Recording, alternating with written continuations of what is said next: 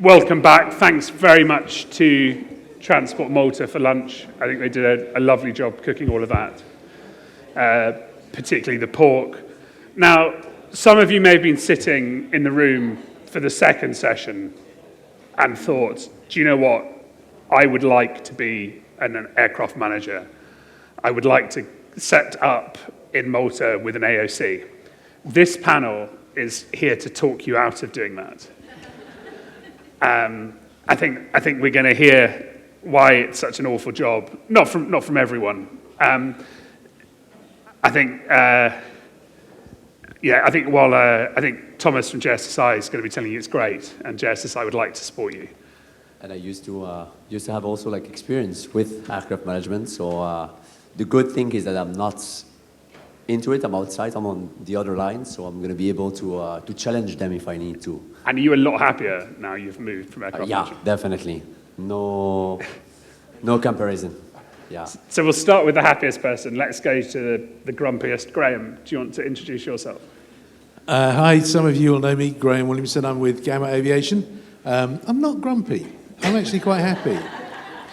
The only thing I need to find out, and there are some lawyers here, is as we represent effectively a charity for billionaires by providing services at below the cost of production, we should get tax breaks, at least. Carmen? Well, I'm coming from Gestair, in charge of the aircraft management. Aircraft acquisitions and sale, but also very linked, hand-holding with aircraft management. Great, and Hervé? And Hervé, I'm from Belgium, worked 20 years as a CEO of an operator, operating 20 planes and FBO in Belgium, and decided almost 16 months ago to start up an AOC out of Malta, here, from scratch. So I guess, I don't know if, grumpy, but certainly masochistic. Yeah, it is, and the thing I notice about aircraft managers is they always go, it's a terrible job, and then they just go and set up another one. Yeah, you have to be passionate. Yeah, you have to like service. Or in our case, 6. 6, yeah. Let's say, generally, Carmen, how is business at the moment?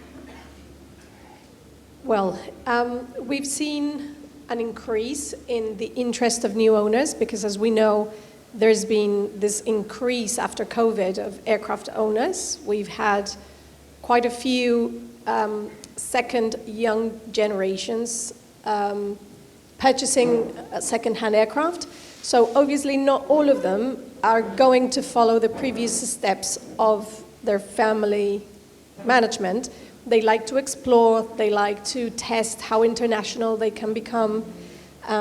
Obviously now, every owner opens the scope in terms of what's the best they can get, how they can be understood, who speaks the same language. So all of the companies like ourselves in Gestair, who have been for a long time in the market, have had to make a refresh in terms of thinking patterns, approach, new generation skills.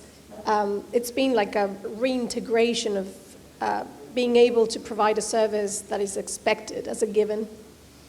So we're dealing with that at the moment, and we're finding it competitive because now all of the main operators in the market, we offer basically the same, and the rates are quite, very similar. We are on the same playground. It's not like in the past years where, there were ranks where you could differentiate, these guys are expensive, these ones aren't. So, we all now provide very similar prices and, rates in general, and the services. We all compete in the same field. Graham, you'd agree? I would. I think I'd probably be more direct in terms of there's a sort of equalisation of fees, which is equalisation about 50% lower than they need to be, because there's a race to the bottom, which we'll probably expand on that later. But fundamentally, only the larger companies. So you have two options. You either scale and do a Lux, and Gama, fortunately, is a fairly big group, and we're able to leveraged MRO, FBO, other factors to try and support the relatively low fees. And obviously charter sales becomes a big revenue stream.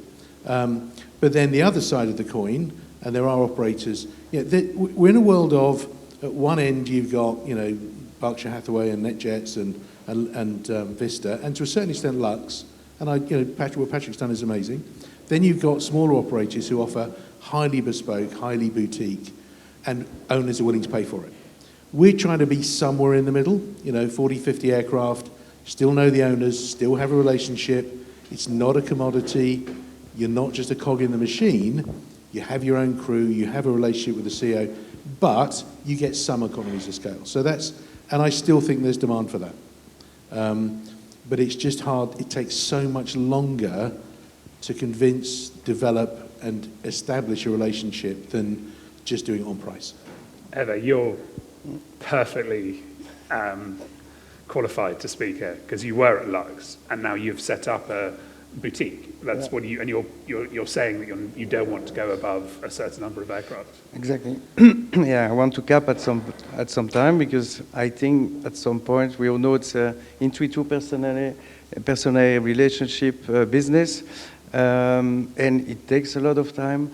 And at some point, when you grow too much, you start to disappoint, and it's just inherent with the fact that you don't have the time that you promised you would give to the UBO, to the owner, and just you don't have the time because it's divided in so many planes. And once it starts to be like this, if you like your job, if you like to give a good service, it's also very frustrating. So I would say I would prefer, but that's, of course, it's tough, to also find the right client with who are interested to have with the who can communicate, who understand what we do, who are accessible. Sometimes when suddenly you're an amazing plane that comes, you see just one time the UBO, and then he's silent for 6 months. He doesn't say that he's not happy, he doesn't say that he wants this or that, and then you face a huge drama after. So we will talk about that later with the fit. I think it's key. But yes, it takes time. I was happy not to lose clients for 20 years unless they died or they move and so on. Now we realize that to bring them, of course, the barrier to entry and exit is quite challenging, but it's about perseverance. Thomas, JSSI, it's easy for an owner to see what you offer.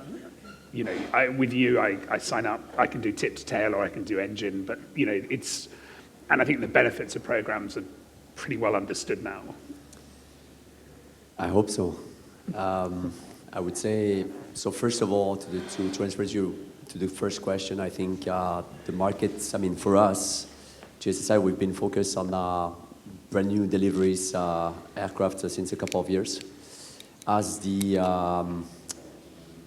orders of the OEMs is full for the next 24 months. Of course, it helps because we know that no matter what, the market is that aircraft are going to come on the market, and a big part of those new aircraft are also coming in Europe, which is great news for us.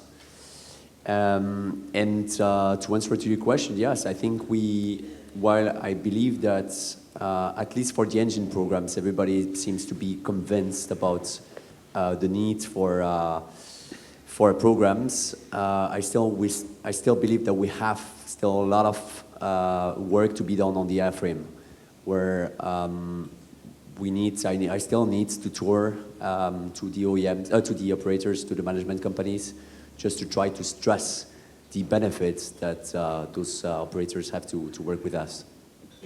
So I think you're right. The engine program, I think 15 years ago, there was a debate. Now I believe it's a common fact. But it's You're easy. still going to find people that will be... It's easy to explain what you do. Yes. Do you think owners actually understand what aircraft management companies do? I hope so. No, really, I hope so. But you cannot do it. I personally believe that most of the owners understand why they're paying management companies. Now you will always have like a few of them that will tell that's going to bargain, and you know they're going to try to decrease the cost. And I think business aviation is a bit like the Pareto law. So where 80% of, I would say, some of the clients are taking 80% of the time, but bringing you 20%, and vice versa. So what I used to do when my motto when I was aircraft manager is always to say like, okay, if the owner doesn't realize what he's paying, like you said for the management, your job is just to make him realize what's the benefits. So I used to say to the operations or to the camo, when you do good, you have to speak good about it. So you have to communicate. So I think it's the job of the management company to communicate what they're doing. Hervé, do you think they understand? Because a lot of what you're doing is solving problems so they don't find out about them, isn't it? No, I think they understand. But sometimes, I think most of the times, the first discussion you have, it's about the management fee. That's the only thing, that's the only person that they have in front of them. But they forget, so they will be very strict, like they said. For 2,000 some people per month, some people, owners change operator, but they forgot one thing. I don't know, for an aircraft like a Falcon, imagine the aircraft, he flies 200 hours, there's 150 hours of charter and so on. In the end, there's going to be a budget running cost of something like 2.5 or 3 million. So the management fee is in the end 5 to 10% of the overall cost. For me, what they forgot to ask or to ensure is to verify if the person in front of them, the team, will defend the interest, will make sure to look all the invoices, try to contact the supplier if it's not correct, because it's so easy. It's a pass-through business model, you know. But I think they should challenge more. Okay, is the people, the team here in front of me will fight, will call if there is even sometimes 1 or 2 sandwich more order than the number of packs. And this, once you can get that, or the UBO understand is interested into that, then you can really create a very big, the trust over time. Graham, why? It's an easy sell. You're selling to a crowd who'll agree with you, but if owners really understood what's going in, why are they so focused on the management number? I think experienced owners it's all about trust. And each owner in his own way is unique, depending on where they live, what registration they need, what the use they're going to have, what type of aircraft it is. The usual cliches, they come to us too late. Very often they've got the wrong kit, they have got the wrong pilots. But a big part of it is trust. If you don't get to meet the actual owner, probably don't manage the aircraft. If you're dealing with a middleman or a finance director or someone who's going to be checking the invoices, and he's saying, well, I can get it $2,000 a month cheaper from these other people, don't even start. Don't waste your time, because they don't understand what you're doing for them to keep them safe and to be efficient and to do things properly. And it's 1 or 2% of the annual turnover, not 10 or 15. It's tiny. But I do think it's relationship business. And that the key thing I learned and have learned the last 20 years in this industry, and this is part of the industry, is, and Hervé said it perfectly, there are times when you get so big it becomes a commodity, then it is about price. And that's perfectly acceptable. There are clients today who just want it cheap. But there are plenty out there. If you can get in the room for half an hour and explain the maths of what we're trying to do and how we produce all of these services for them, then they will actually be your client for life, or until they die in Hervé's case. Or get divorced. Divorce is a big one. Carmen, how do you differentiate yourselves? You obviously have an advantage that you have a dominant market, or you dominate one market very well, but how do you differentiate yourself from other aircraft management? Well, we try normally to reduce risk, preventing them to experience unexpected expenses.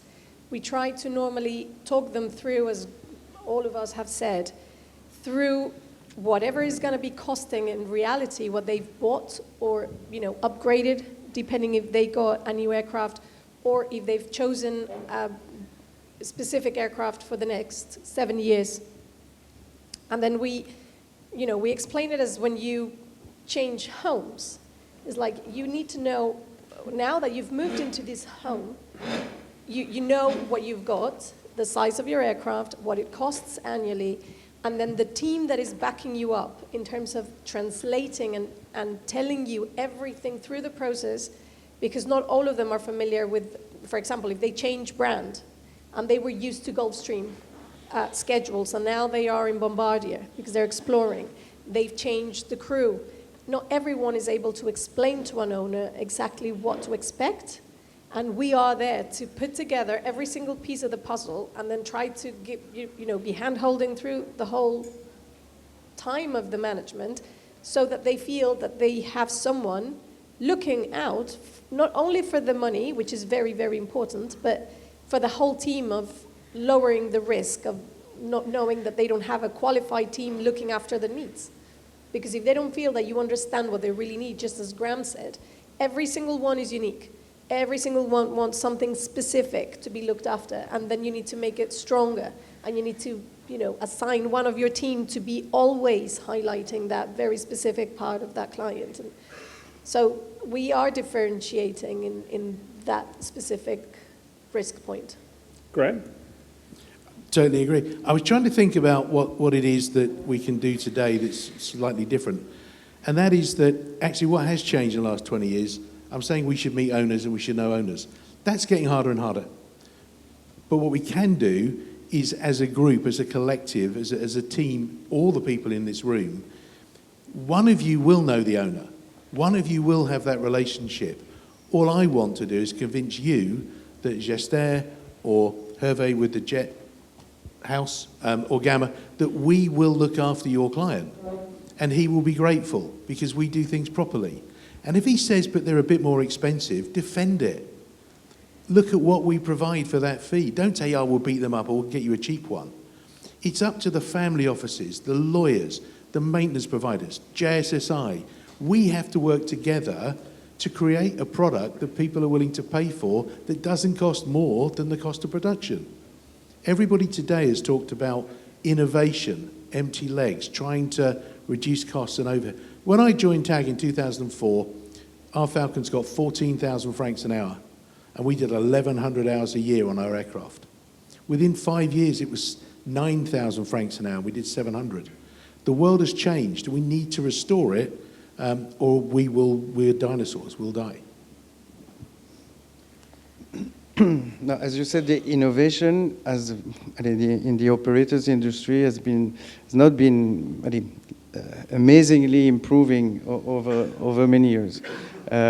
Yes, we can work. The beauty of starting a new AOC now is that also you can use all these IT tools that are all interconnected, that were not existing or not reliable enough a few years ago. So it helps us to be more efficient, proactive, deliver reliable data. So this speaks to people, especially transparency. To be fast, people are not used to waiting anymore. So just your answer when they request something, maybe back in the days, they could say, the client can wait a bit and so on. Today they don't want to wait for anything. And then I would say in our case, I think we try to work with people who are authentic, and we don't try to be an operator. We try to be clear on our positioning that fits us.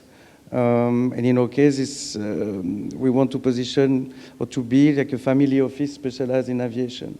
So talking to UBO who are interested to loyalty, to long-term relationships. So when you meet an UBO that has been working 25 years with a PA, it's already an indication that he might be sensitive to that.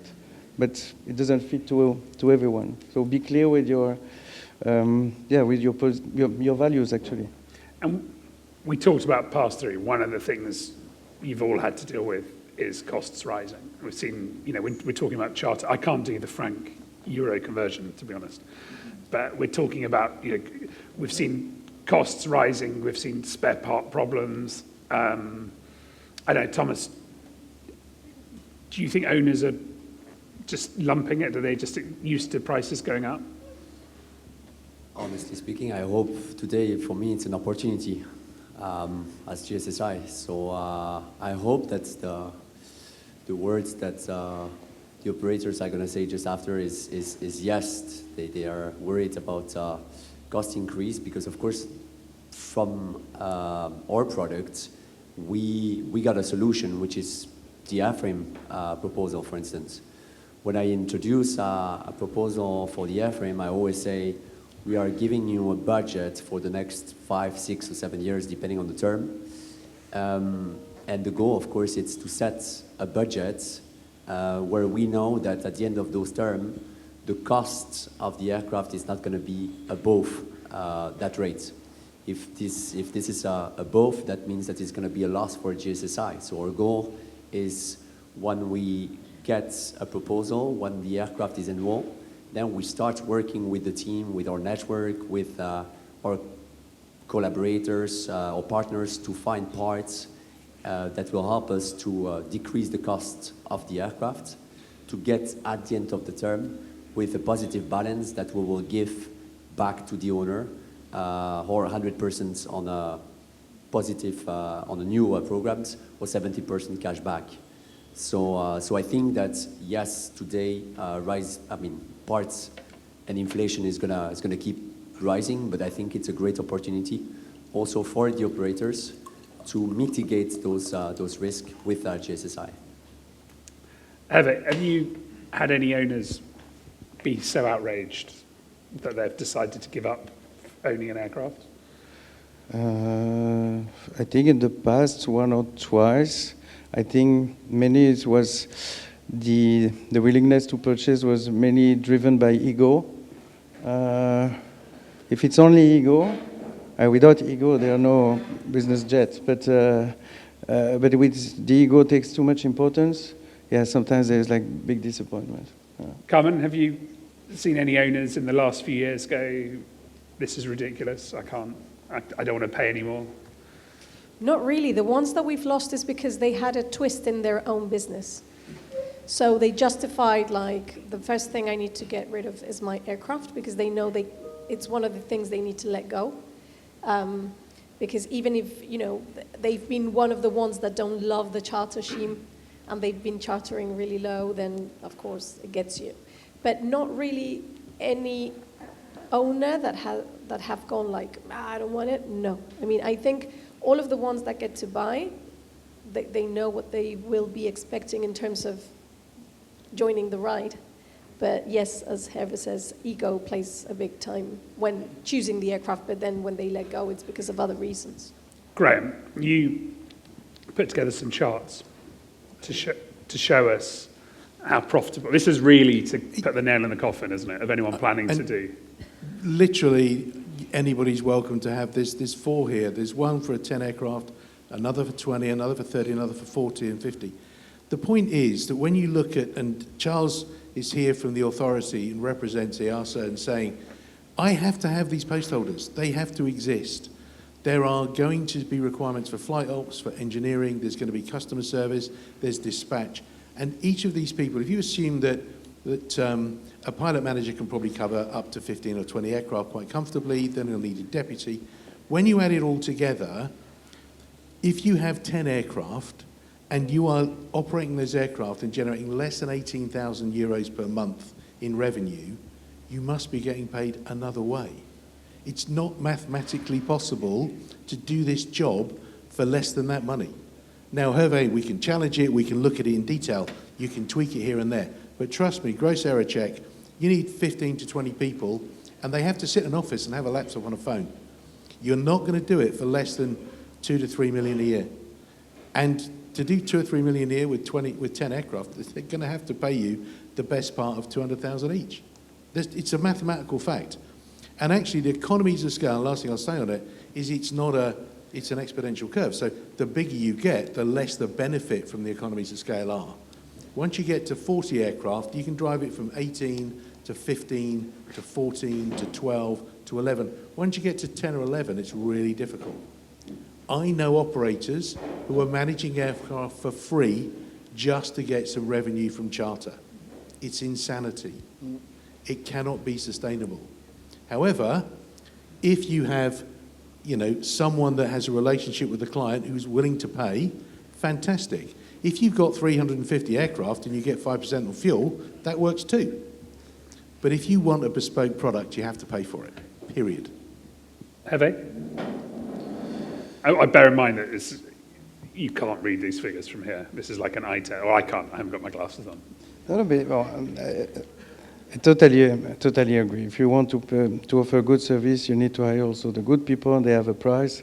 So the toughest for us is sometimes when a prospect comes with an offer from another operator, when the management fee is very cheap, and it's so easy in this business to then make a living on volume discount that you don't give to the owner, or by subcontracting everything, and then part of the duties, the tasks that should be done under the management fee, are in the end discreetly invoiced among the 300 invoice that you can pass through per month just by the DOC. And then you have this and this and that, and that's also a way, but it's not our way. At some point they discover that, but it's so easy. When you have an owner who is not really educated with the functioning of it, the drivers, we see more and more people who just show, you know, it's like, we were joking, it's like the FBO invoices. When we, some part of the world, you know, for Falcon, you end up, sometimes you see 500 pounds or euros or USD, and then you have 15 other lines with additional prices, opening of the door, closing of a door, putting a carpet, a VIP lounge where they didn't go. So it's, you know, this is... My favourite one was David Best, who's now at Jet Aviation, said when he was at FBO, he saw one was charging a communication charge. And he was getting, what is that? And he went, and it was $50, and it was to send the invoice. I have more shocking, but no. Well, actually, you brought to my mind one of the times, now that you asked, when do owners get to say, I can't do this anymore, is when they get wrong advisory, and they go with an operator that says, we won't charge anything, we'll just do charter. Of course, they charter as much as they can, and then all of a sudden you see the owner facing all the maintenance on top of them, and then I've seen a couple of cases where the owner had to just make a full stop and said, what is this? And the aircraft had to go on spare parts, because it was going to cost him 5 million, because he wasn't advised. So it's like, honestly, and then that was a bad experience, because he's like, you told me this was going to be better, but then he wasn't being charged properly, nor advised. I mean, you didn't ask me about, has you known anybody who's left or given up? In the last month, he didn't leave. We had a client, Richard's here, he did the forecast for the guy. He was buying an aircraft, quite a small one. He was in the process. He said, I'm looking for a management company. I only do 80 to 100 hours a year. You know, maybe you could do a couple of hours charter. We sent him the numbers and he cancelled the aircraft. Because it's ridiculous. But get a NetJets card. Don't buy a jet, for God's sake. But actually, it's better to kill that before he buys one. And he came back and said, in 2 or 3 years, my business is expanding, I'll need a challenger, I'll come and talk to you guys. Do the right thing. What should I say? How do you... But you're a big part of retaining aircraft. You know, we talked about bringing in aircraft, but keeping them is also hard. And we did a thing recently. There's 4 reasons you lose an aircraft. The crew, because they go native and decide they can do everything themselves. Did I say that out loud? Engineering, maintenance, unexpected costs that aren't predicted. But that's the reason of the programs. And I believe this is where this is the biggest benefits to operator from the experience that I remember, is that, and that was like with Alliance Executive Jets, so small boutique, or Lux Aviation, which was bigger, is that as soon as there is an issue, it's always the management company. So the catering got delivered, delayed, so it's poor quality, it's the management company. You didn't get the slots, I don't know, at noon at Mykonos on the 5th of August. It's the management company. So what we propose at JSSI is that, okay, what you have to do as a management company is to be focused on what you can do, meaning the operations. And we can help you that when there is anything technical, where I believe that as soon as something happens to the aircraft, you get the CEO, the sales team around the camo. Apologies for that. Is that someone calling with an aircraft Yes, on the ground? Apologies. And so what we propose is that we can outsource the engineering from the management company to us, because when the issue is going to start on the aircraft, I believe that we're going to be better equipped to help management companies to mitigate all the issue and overall to put the aircraft back to the air. Okay, so, and I don't think this is the first time we've had this conversation. Why aren't aircraft management fees rising? Do they rise? They're not really, are they? They're not going up in line with inflation. Why not, Graham? I think it is, what has changed is that the clients, we're not connecting directly with the clients, we're going through middlemen, we're going through brokers, and we're coming in very late to the party, and the relevance of the management company is being undervalued, and therefore the client says to his guy, oh, we better find someone to manage the aircraft. Who's the cheapest? And they're often motivated by looking good, by getting a cheap deal. I've got it for this, I've got it for that. We need the people who, when a client is looking to buy or sell an aircraft, at that stage they need to start, and they're engaging with lawyers and family offices and maintenance organisations. We need to give them better advice. And then, but we as an industry need to stop giving it away. You know, we actually need, and maybe even the regulators should be looking at the finances of companies and making sure they're fit for purpose. Yeah, and it's, when you said the competition has always been fierce. There are more and more operators. There's always someone who has promised something better. Integrity is not always there in this business. And also, there are not that many clients. There are not that many aircraft owners that would fit your operation. I don't know, for me, maybe 400 in Europe, maybe more, but it's very few. You know, when you do good, I don't know, you are a baker, you buy the tool and you sell at least. Here, it's so rare. It's very rare that, so when you have an opportunity, sometimes you also, what I did maybe in the past, I would not do anymore, is to accept an operation, an aircraft owner with a specific plan that you know that it's not perfect for him and not perfect for you. But it's tough to say no, because those leads, they don't come every day. Well, the structure, for example, now that we are saying about the rising costs, we've been lately speaking more and more to the new advisory companies, they're called. It's not really a family office itself. Many of them do have it. People in the family office normally don't know about aviation. They just know they have a plane that needs to be optimized, that they need to make the report, and as Graham says, make it look good. But then you need to educate them, train them, and tell them what you're selling in reality, because they flick through the invoices and they just ask you, what was this about, blah. When you want to raise that, you have to have a good justification to say, we've gone 10% up because ground transport or whatever it is at the FBOs is, it's not my cost, I'm passing it through and it just raised. And so on and so forward in all of that.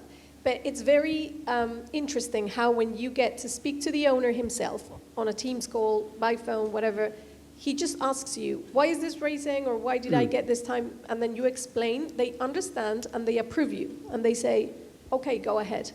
Because you've given them a clarity on what they're going to get or what happened. But when they get all these people in between making the barrier to make all numbers look that they're being looked after, then that's when you hit the wall. And it's just very difficult to get through the net, because you need to really make a full story for that. Graham, you had 4 reasons why someone leaves, and you got to 2, Yeah. didn't you? First was... Crew is, you've got to have the right crew. They're the relationship builder. You've got to have great technical support. That means that you've got to predict, not just budget, you need to budget, but you need to anticipate and you need to manage expectation. The third one is finance. I had a client very recently, didn't come to us in the end, but it's fine. PC24, he said, I'm just fed up, I'm changing companies because I'm getting the note. I got my July invoices in November. Yeah, it's 3 or 4 months to process finance. They don't trust you. And then the final one is dispatch and the client service piece, which is probably the, where you will win or fail even with the others are working if you don't get the permits and you don't get the... But if you build up enough relationship, it's all about building up a pot of positives so that on the rainy days you can actually get and you then actually end up with a stronger relationship. We had clients 20 or 30 years have been with these clients in Gama have been with the business more than 30 years. And that's the sweet spot. Just give me 20 of those and I'll be a happy man. Thomas, would you agree that one of the... in this room we've got regulators, we've got financiers, we've got lawyers, we've got family trust, we've got maintenance. I would argue probably the management company is the most important constituent for retaining owners. Yes, absolutely. Yeah. I think one of the questions that you raise, differentiation between the management company, I think it's a very tough job. It's a little bit like the same if I would say like, okay, what makes difference British Airways from Virgin Atlantic, It's or Delta from United. But I believe that, and you stand to the point, I think what makes the difference between themselves is just the relationship. It's just the personality. It's the fit of the management company with the owners, with this type of operation, and the acceptance that the operators want for this for the clients. Because I come back with my 80%. If the guy that is taking you 80% of your time is bringing you only 20% of your revenue, this is probably not the right customer for you.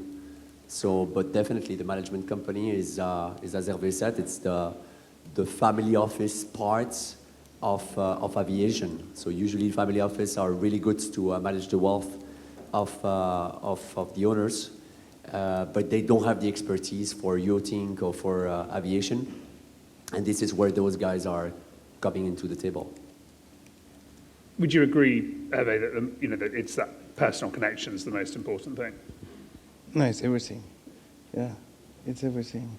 Also, going back to the burrito, would you also agree that 80% of the customers pay 20% on time? Yeah. So you can you can adapt this rule to a lot. The time it takes to deal with them, to solve issue, or they bring issues. So to you, it's it's a good rule. Okay. Do we have any questions from the audience? Are management fees going to go up in the next 12 months? Mine are. This is getting close to price fixing. Carmen, do you think owners are going to? Do you think we're in a race to the bottom? Do you mean if we're going to raise costs? Do you think we're in a race? Yeah, for your fees for managing aircraft. Do you think the race to the bottom has gone, or will there always be someone who goes, I can get you 900 hours of charter, and I'll make my money on that? No, to be fair, we are very careful in assigning how many hours of charter we get onto the aircraft because of not. And I'm sure you are. I wasn't suggesting you were offering. No. But yes, I mean, in that sense, we're normally, I don't think we would be charging more. Actually, we like owners that are flexible on charter to suggest how many hours they should fly, and then we play with our revenue there. So that probably that compensates what we haven't raised before and the opportunity for us to market the aircraft, and then that impacts the revenue immediately. But the fixed management fees, we normally try to leave them as they are, or maybe year on year there is a very slight increase, but it's symbolic. It just justifies whatever the local head office impacts in terms of all the costs for everyday run. Hervé, That's do it. you prefer aircraft? Do you like charter aircraft, or would you rather have a privately managed? No, I like to have both. I think that's the best equation. If an aircraft owner wants to charter the plane, we get a contribution, he gets the contribution. I work with some people here in the room who do that very well for us. It's a trusted relationship. And as long as the assumptions are clear for everyone about the expectation, and that's also a chance when you have a few owners who are clear on their expectation. Sometimes you can call them, say, okay, listen, we can sell a Seychelles, and then you will take EasyJet to go to do a 1 hour flight. It happens. It's not always the same. But no, I think the combination is very good for everyone. It's a perfect combination. Graham, Gama? Oh, for sure. I mean, I think we're seeing the balance. We're doing a lot of third-party charter because we lack capacity, and so it's good to have that balance. However, it's also important, again, that charter's not just a commodity either. If that's not price-driven, it shouldn't be just price-driven. It needs to be about everybody can sell charters. Not everybody is an operator that can solve problems. And when you book a charter, make sure there's someone there that can fix things when it goes wrong. Because it often does, and you need to make sure you're with a legitimate grown-up operator, who are going to be part of. Again, it's not licensed, it's not really regulated, but it is a key part of what we do, and I'm sure Hervé and Carmen the same. Okay. Any questions or comments? Does anyone in the room now want to set up an operator? Or buy one? Final question. If the people in the room have someone saying, I'm buying an aircraft, I want you to help me, how do they choose which is the best aircraft management company for that owner? There is always a right fit. Do your research. I have recommended as many aircraft to other operators as we've taken on board because it may be appropriate regionally, location, structure, AOC, commercial, non-commercial. There is always a right answer. And sometimes it will be Gama, and sometimes it won't. But you need to make sure that you do the research and actually identify someone who ticks all of the boxes for the client. Totally agree, because you can't really get all for you. It's like that. Otherwise, it'll go wrong, and then you lose your referral, which is your organic growth. No, I think I would test the operator, try to test him, either it's a couple of charter or test their perseverance, determination to help you, the credibility. But I think as a aircraft owner, I would ask the management company how many aircraft they added in the last year and how many they lost as well, because often you see the promotion, this company added 5 planes, and then they forgot to mention that they lost 7. They'd never get the press release for that. That's a warning sign. Yeah, we get a lot of press releases. We've added 2 Challengers. No one ever goes, but we lost 9 Globals. Yeah, that's right. As the independent, advisor.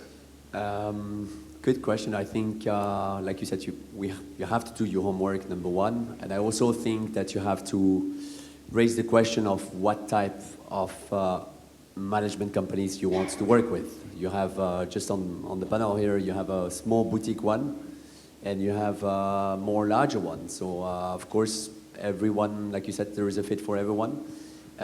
So some people love big brands, some others prefer small details, more local approach. So it's, I would say that's also like one of the biggest points to make your decision, thinking about what type of structure you want to work with.